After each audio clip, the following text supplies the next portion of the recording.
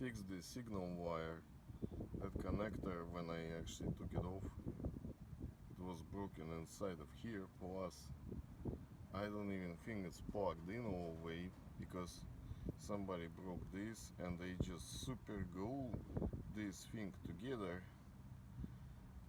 So at the end I just put soldered the connector like that. But now we have a different problem. Look at the major power wire. I mean, it's kind of gonna start, but why the heck is it loose? God